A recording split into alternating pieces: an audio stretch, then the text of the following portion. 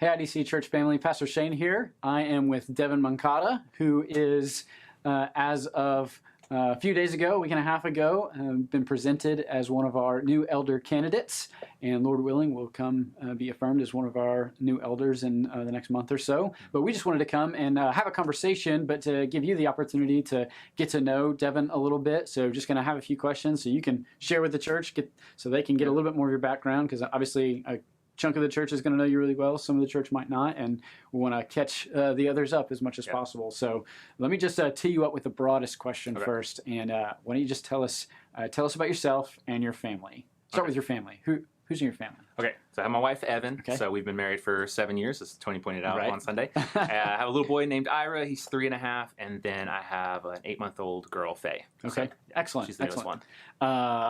You said a year and a half? 8 months old. 8 months old. 8 months old. I'm just making stuff up. How long how did you and Evan meet? So we met in college. So I was a senior. She was a sophomore. So we kind of ran in the same groups. Actually, I was a junior. So she was a sophomore. And we were just kind of in the BCM, kind of around the same people, around the same friends. And then we kind of knew of one another over about a year. And then our friends' circles kind of like collided. And it was a small school, so that was easy to happen. And then we just started hanging out a bunch, and we're just friends for a long time before we started dating. How long did you guys date before you got married?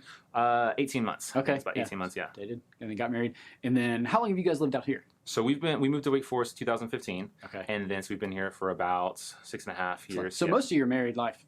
So we spent 1 year in Louisiana. So we got married in 2014. 1 year there, and then moved up here and have almost our entire lives married here. Yeah, excellent. Yeah. Excellent. That's more or less the same thing for us. We got married, and then next week moved out this way. So okay, back up a little bit farther. Louisiana's home? Louisiana's home. Which part? So kind of all over. My dad worked for like a pest control company, and then we just kind of moved all over the state as he was kind of managing different branches. Okay. So Central Louisiana, South Louisiana, North Louisiana. I've just most of the time spent 15 minutes from where I went to college at Louisiana College. So it's a small town called Ball, Louisiana.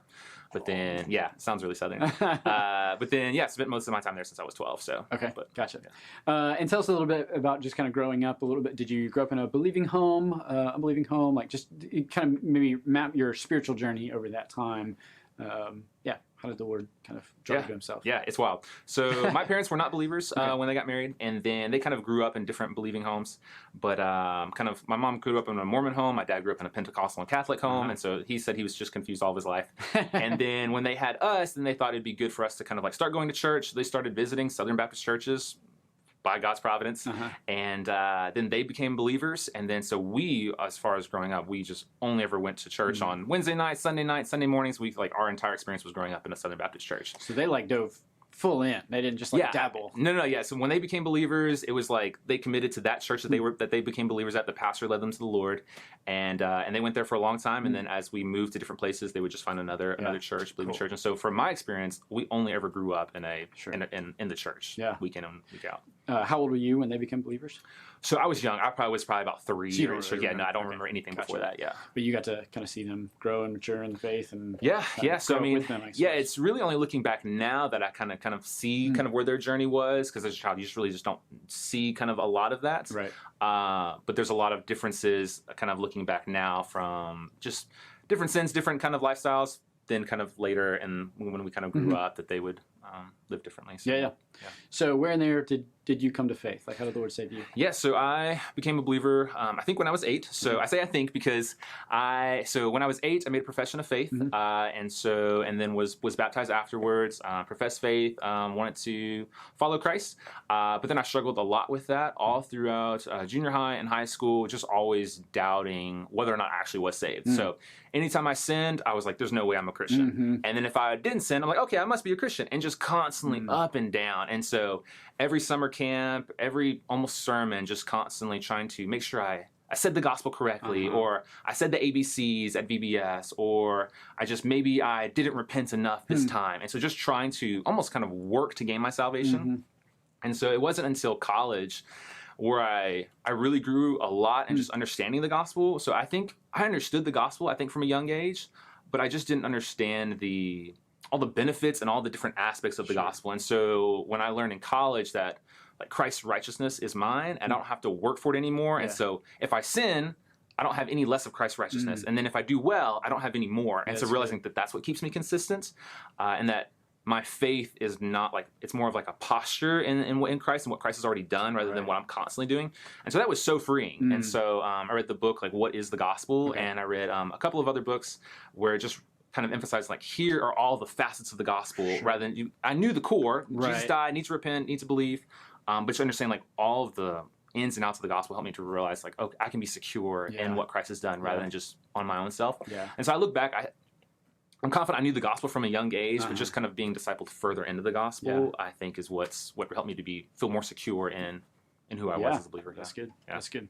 So along those same lines, I like to hear about, we all have, whether it's pivot points or often like people or seasons that we can look back at and say, man, like the Lord really used this person or this season or whatever to really kind of spur on my own discipleship.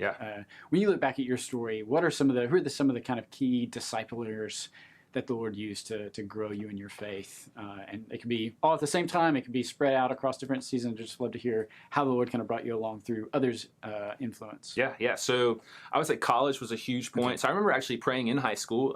We were told kind of like at a camp that we went to that most students in college who are believers in high school end up like leaving the faith. And I remember hearing that and be like, I want college. I prayed to the Lord, I want college to be the thing that brings me closer to Christ rather than farther away.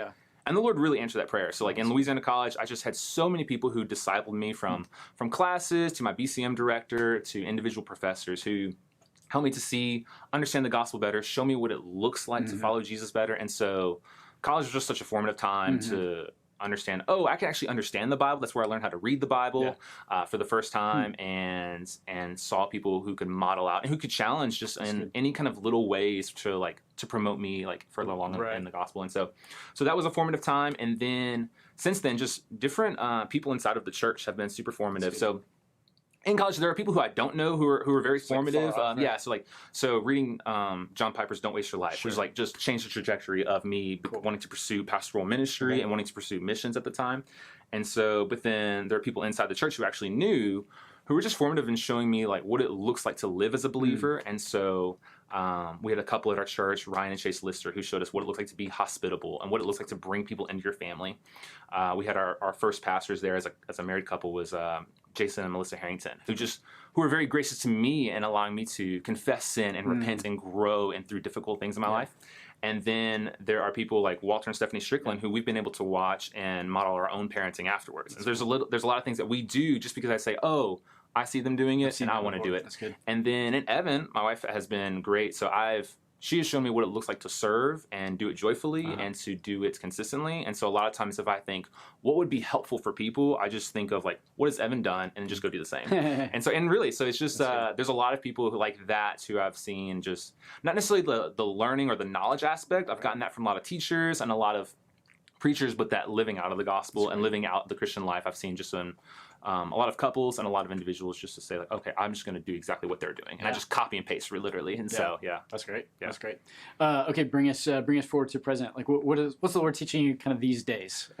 What's discipleship look like right now for you? Yeah, so I feel like I am still trying to remind myself of some of those same things even when I was a kid. So like I still have to remind myself that, as Donnie says, that Christ is no longer mad at me. Because there's still this temptation I feel like that I have to earn. And especially as I see myself, like, I think becoming an elder, I've seen more of my shortcomings and more of the ways I felt and more of the ways I don't add up. And so even this process, I've realized, like, man, I'm terrible. And then just realize like, okay, and then realize, okay, but still stop trusting yourself. Like, if you see your good works, go to Christ. If you see your sin, go to Christ. If you see you need something, go to Christ.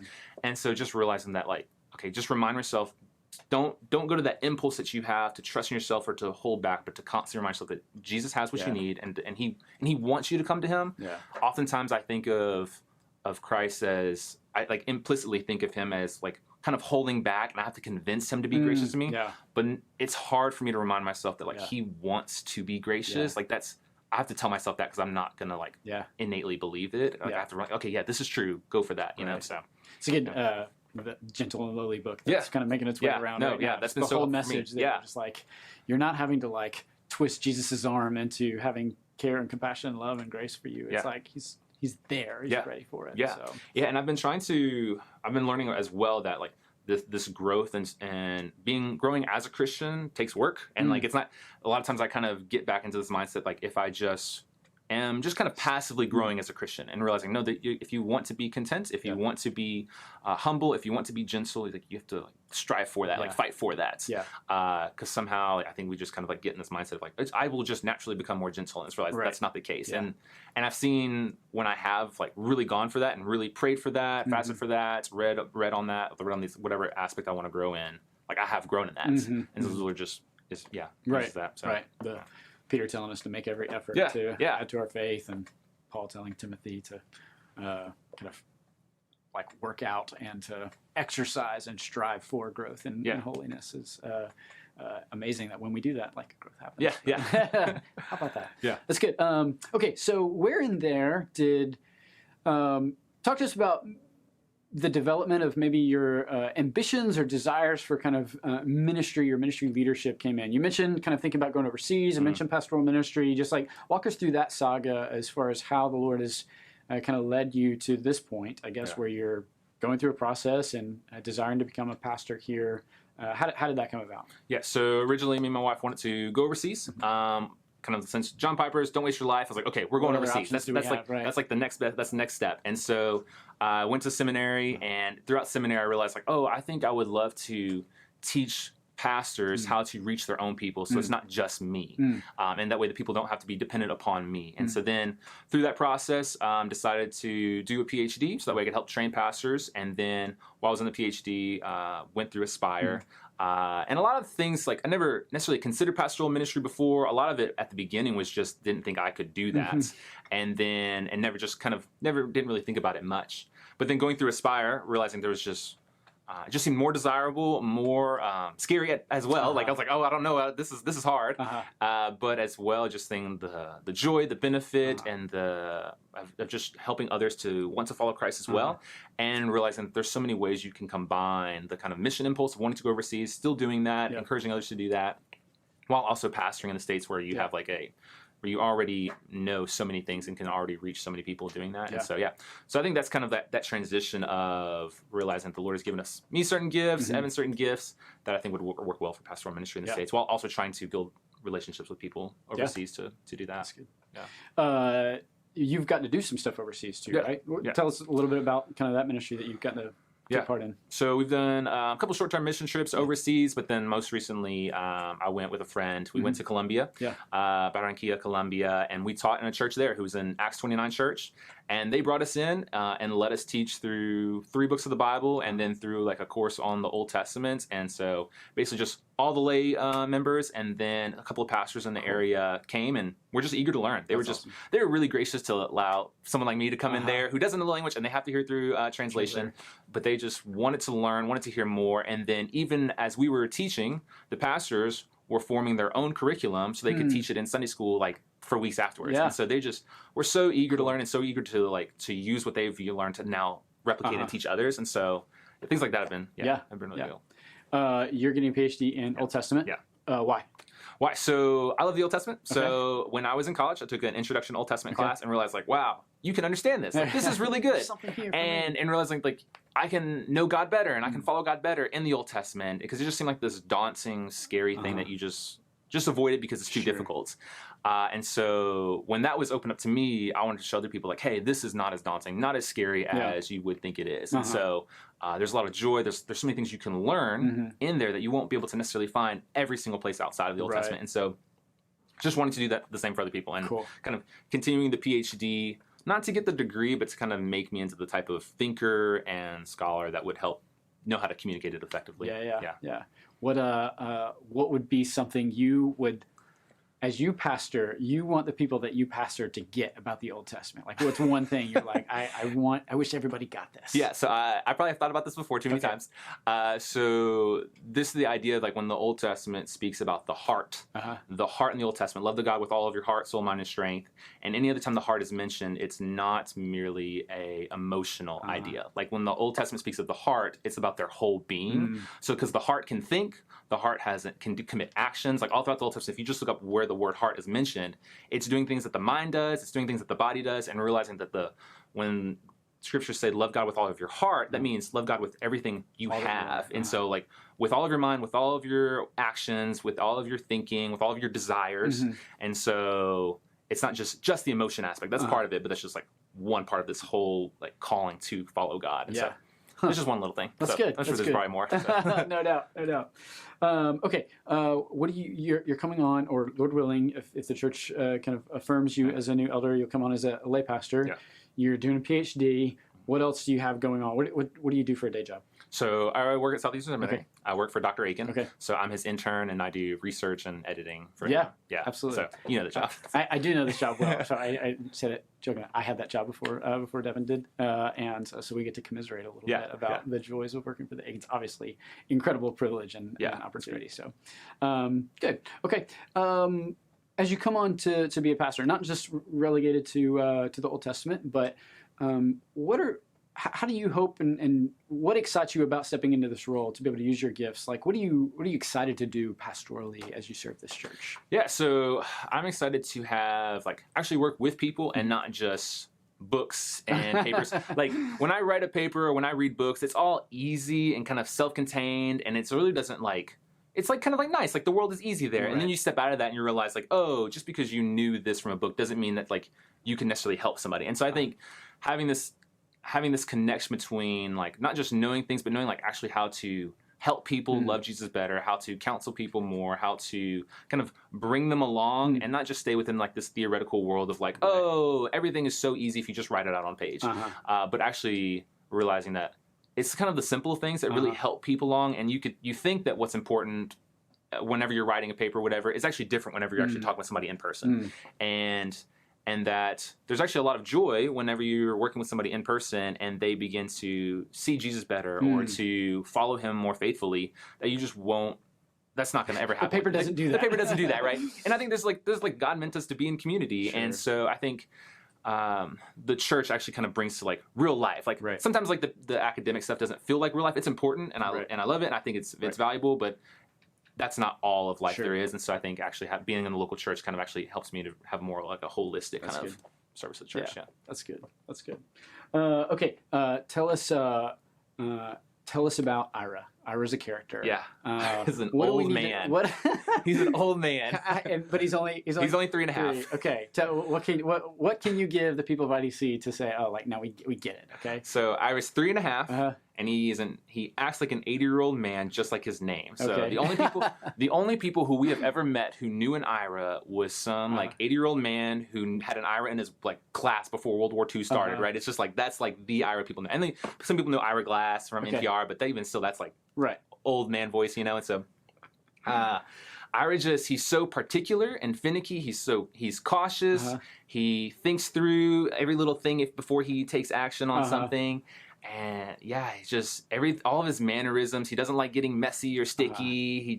He wants all of his buttons to be buttoned up. And so he's just an old man is all we could think of. So. And Faye is only Faye's 8 months old. So not a whole lot of personality yet coming all the way. No, she's not a lot of personality, but she's just content. Cool. Which is a great personality. Yeah. Oh, absolutely. She will just sit there and smile and be happy, and she's awesome. She's really great. So. Okay, and then Evan, what are brag on your wife a little bit? What are some things that you see just the Lord's work and gifting in her life? Yeah. So you've already mentioned she disciples you on a regular basis. Yeah. She disciples me, correcting me. Right, absolutely. So there's a lot of things. I mean, if anybody knows Evan, they know her. They will know her laughter. Okay. They'll know her smile, and they will know that she's kind and gentle and patient, and so all of the things. I thought you were going to say cooking, because people know her cooking. People know her for cooking, right? Sure. But they do. So they do. She's an excellent cook, but people are left with just realizing how compassionate and caring and all the qualities you would want in a friend. That she's just a great friend. Cool. Just through and through, and so there's just. You won't be able to be around her and not laugh or not smile or just not feel cared for because she just really cares about people. Yeah, that's awesome. Yeah, that's awesome. Okay, good. All right, let me just hit you with a few kind of quick ones. You don't have to think about this a whole lot. But, okay. Do you have a favorite restaurant? So in Raleigh, Beat Amanda. Beat Amanda. Okay, that's on a lot of people's lists. Pork belly soup. It's just, really? Yeah, so good. Have you had pork belly soup in another context to compare it to where you're like, are you saying this is a good pork belly soup, or are you just saying this is a good thing and it happens to be pork belly soup? I don't have anything else to compare it to. Yes, I've never had it outside. We've never made it. We're going to try to make it soon. Oh, okay. But just as far as like other meals in Raleigh that you could pay for and buy, that's the one you're going for. It's an excellent meal. That's good. Okay. Excellent. Yeah. Favorite movie? I don't really have a favorite movie. I like movies. I don't have like there's no movie I could say like that's my favorite. Right. Like TV show, I was like The Office. Okay. I'm gonna watch it over and over again. But for movies, I like movies, but I usually judge favorite by like what I could watch over and over and over again. And there's not really a movie that I could do that. So. Fair enough. Okay.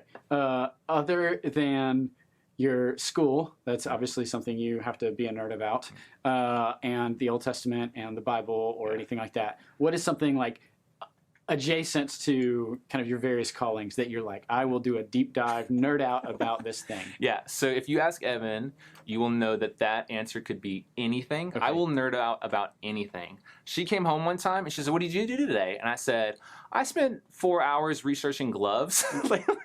just like I get into what type of leather is used, how is leather made? And I just kind of start going through all these rabbit trails. Like baseball gloves. No, just like kind of like winter gloves, just like basically what happens is like I'll research something and I'll start going into all the different level aspects of it. So like I'll research anything, and then usually I have to tell myself, okay, this is enough time here. Like stop, you can get out of control. Yeah. So like the whole glove thing, we laugh about it because it's like that's kind of ridiculous. Right. Do you wear gloves? Are you a glove wearer? No, it's like what happened was backstory. So what happened was I was riding my bike back and forth to work during the middle of winter, and I was like, I need something that's not gonna like make me have like frostbite at the end of this. And so I was like, I just need like the best pair of gloves I can find. And so then I ended up doing this deep dive into like what can be good for rain, dark, snow, and so just chilly weather. And so that's one we make fun of because I went a little bit too far there. Right. But right now I'm currently nerding out on cooking and baking. So learning how to make sourdough bread, and which I did kind of all throughout COVID, like everybody else. Right. Still doing it, and then learning out how to cook better. And so yeah, it won't take me long to nerd out about something. Okay, so that's good. So for all your baking and bread needs, you can go to Devin. That's right. Okay. Coffee or tea? Coffee. Okay. Black, or do you doctor it up? Black. Yeah. Okay. Like, as long as it's good. Right. Okay. So yeah, I'll doctor it up if it like needs. So if I ever make you a cup of coffee and I see you putting something in there, I should read into that about. Yeah, I probably don't want to give that away. Okay. Are you a sports guy? Yeah. Okay. What's your favorite sport? Baseball, basketball, football, soccer? Basketball and Premier League soccer right now. Okay. Yeah. So Premier League, I didn't grow up watching sports, so it's kind of all newer to me. And then my next door neighbor is a Liverpool fan, so he kind of introduced us to the world of Liverpool soccer, and so jumped on them right at the right time. And so yeah. Are they good? Well, they were the other year, so they won. So yeah. I know nothing about. Yeah. So. I know it's a thing. So. Okay. You said basketball. Yeah. LeBron or MJ? LeBron. So yeah. So I don't really have a huge dog in the fight. So either I think is. Both are like the top 1 and 2. Sorry. Solidly riding the fence on that. Yeah. Exactly. No, but I think LeBron could. If I was to think like one-on-one, I think LeBron would handle MJ. That's good. So that's good. Just I think his size and his ability was just let him dominate any field. Uncanny. So, yeah. Okay, very cool. Well, Devin, thanks for the conversation. Thanks for walking through this process with us and being willing to serve. And church family, hope that this has been helpful, but also hope that you take the opportunity to get to know Devin and Evan and their family better. And we look forward to how the Lord continues to use you guys to serve the church.